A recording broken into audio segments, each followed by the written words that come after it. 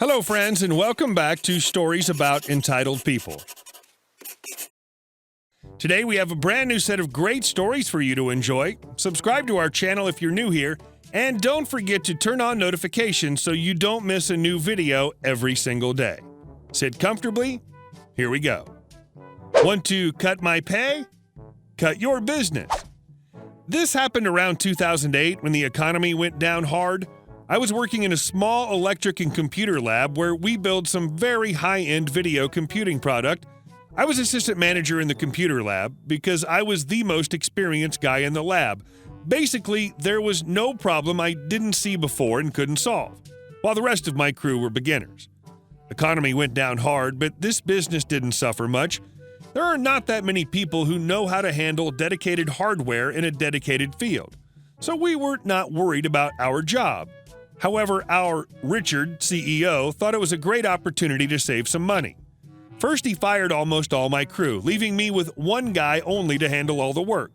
Second, he announces a 20% cut in work time, which means 20% cut in pay. He gave us this offer. You can work 7.5 hours a day instead of the 9 hours in our contract, or skip one day a week. We worked Sunday to Thursday. My crew member agreed to cut the daily hours. I, however, decided to cut the day. One thing he neglected to decide is which day I cut. I did ask him, but he just said, "You choose." So I figured it's my decision now, and I decided to take the last day from this week and the first day the next week, getting me a long 4-day weekend every 2 weeks. Great. It worked nice for a month. My pay was reduced, but I had a lot of free time and already started using this free time to improve myself. First thing to look for another job. At the end of the second month, the boss noticed something odd. The new guy got a call to solve a problem on Thursday, and he couldn't figure it out until Monday at noon. A long time for a problem to be solved. The client was not happy. He called my crew in and asked why the delay. The guy said he couldn't fix it, and I wasn't available to fix it until Monday. So I get called in. First thing first, why am I not available on my days off? Simple. I don't get paid for that, so screw you. Second, why the long weekend? Well, I explained to him that he gave me the authority to decide, and that's my decision. Boss man was PO'd. He tried to F me over and found he got screwed back. He claimed it's not right and that I should change the days back and be available while I'm not at work. I asked him if that's a management decision, because if it is, it's 3 strikes against me and I'm entitled to a month's salary and full compensation, which at the time was worth another 6-month salary. He understood that he was royally effed by me and withdrew his decision. He didn't give me my day back, so I continued looking, and by the end of the month, I gave my notice.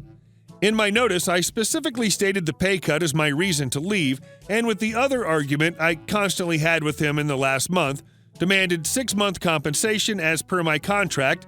Boss man refused to budge, but I sent him a formal letter threatening to sue him. He tried to make things right again and offered my day back, but too late.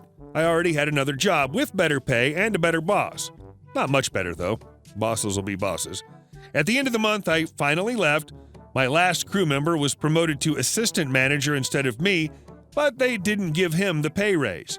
He was PO'd, and being a better man than me, he quit after only a month and opened his own business, directly competing with the old boss. His main target was to harm the old boss, and he succeeded very well. His business grew, and he makes good money now, while the old boss had to pick up the pieces of his business, now unable to service his clients. It got a major hit. Last time I checked, he closed the computer lab and shrunk the business from 10 people to 3 to 2. All of them are sales reps. Don't get cheap on your best employee. It'll destroy your business. And our next story. You can't tell a customer what to do, even if it results in $9,000 worth of damage. The customer's always right, right? This was the attitude of upper management at the company I used to work for. Despite us warehouse workers having the entire system down pat, the customers who would pick up their goods always seemed to know better. At first, it was small things, telling us how to bag a lounge properly as they watched and corrected us, demanded that we open up an item, exposing it to the dirty elements in the warehouse, then throwing a tantrum and expecting us to clean that item we just unwrapped and repackage it. Which became bigger things like customers abusing us if we wouldn't load up a product or hurry up with unloading something, usually resulting in an injury for one of the warehouse workers.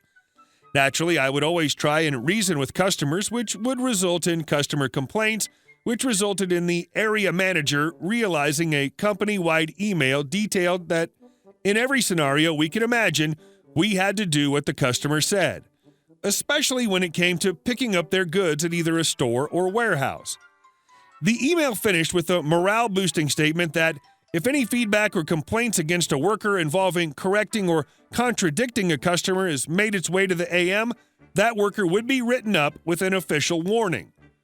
A few weeks later, we had a transfer from our interstate warehouse. Included in that transfer was a stack of customer pickups. I signed off on the transfer paper, and the sales associates began calling customers and organizing pickups. Most of the pickups go smoothly, until we get to the D with the white pants, or White Pants McGee, WPMC. WPMC rocks up in a battered flatbed truck with his polo with the popped collar and slicked back hair. He scans the warehouse and clicks his fingers at me. I reluctantly walk over and he stares at me expectantly. Me. Yes, sir. WPMC. You got my sofa? Me. Are you picking up, sir? WPMC. Well, I won't be picking anything up. You boys are going to load it. He chuckles as he says this. Me. Well, sir, as the sales associate would have told you, warehouse staff are unable to load anything up, and it's the customer's responsibility. WPMC cuts me off. Yeah. I'm sure your manager would be PO'd knowing you cost them a $9,000 sale. I sigh and check the paperwork. This guy has a 4-seater sofa bed, heavy, cumbersome, and will definitely be too big for the vehicle he selected. WPMC sees me checking the paperwork and smirks. WPMC. Just do what I say and it'll be easier for all of you. Me. And what would you like us to do? WPMC. Load it up and I'll take it from there. Me. Okay, sir, just sign the paperwork. WPMC signs off on the pickup that he's taking responsibility for transporting his goods. Myself and 4 other guys grab this monster of a sofa and load it up with a little difficulty. I make an attempt to see if this guy needs any more help, and he snaps at me. I got this, Chief. Let me do my thing. I shrug. The guy salutes us, jumps in his car without strapping anything down. I go to stop him and offer him some straps, but he slams the car into drive and begins driving at breakneck speed towards the exit area and towards the main road. Me and the boys watch, holding our breath as the Jackie takes a turn at full speed. The sofa kicks up a bit, slams into the side of the truck. WPMC slams on the brakes as he nears the main road. The sofa kicks up, hits the roof of the truck, and flips off, hitting the gravel road hard. The warehouse erupts in laughter as a sales associate rushes out to see what the commotion was. A few minutes later, the AM is on the phone wanting to know what happened. I politely explained that the customer asked us to load up and only load up, and that he was happy to take care of the sofa once it was in the back of his truck. There was a pause, and I also happily pointed out that I could bring the signed-off/completed customer service form to the AM's office. Another long pause, and the AM said, "Don't bother." In the end, the sofa was damaged, and there were no repercussions, as we did exactly what the customer instructed us to do. Never gets old to see this instant karma for being a jerk with people that know their job. And our last story. Customer insisted on securing his fridge with coax cable. Sure, no problem. I worked at Sears while in college. I was in the warehouse, and throughout the day, we would have to bring large items out for customers. We also had an outlet store, so we often had to bring out unboxed appliances. One day, a customer came in with a receipt for a fridge he bought from the outlet store, so I grab it and bring it out. Turns out he has a pickup, with a very tall canopy over the back and a bed that was absolutely full of construction debris. The crap was level with the top of the pickup bed, but the canopy was pretty tall and would accommodate most of the fridge laying on its back. We gave him the warning about making sure to set it back vertically for 24 hours before plugging it in. Anyway, we shoved it in, but it didn't quite fit far enough to close the back doors, So I ran and grabbed some nylon twine to tie the two door handles together to keep it from flying out. At this point, the customer starts giving me crap for using weak-butted twine that will break immediately.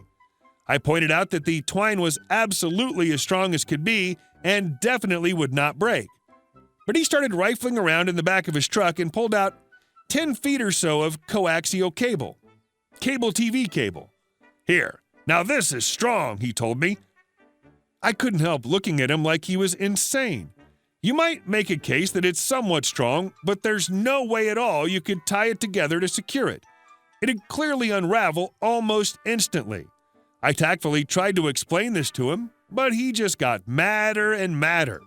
I began to realize that I better get a witness to me explaining to this dude that he was on crack, so I called loss prevention, security, and they came down and together we explained to him that we cannot guarantee that his jury-rigged bullcrap would properly secure his load. And if something happens, we would not be liable. And then loss prevention took some Polaroid photos of the completely tied-up job. Flash forward 15 minutes, guy's back in the parking lot. There's no fridge in the back of his truck. He's steaming effing mad. He screams that he wants to see the store manager, so I call the manager and then also call loss prevention, who came a little bit later. So apparently he drove down the road, and about a quarter mile away, he turned right to get onto the freeway ramp, at which time the back doors flew open and the fridge flew out. Apparently it was currently sitting in 3 pieces on the side of the freeway entrance. The guy screamed at the store manager, claiming I completely effed up loading his car and he wants a new fridge.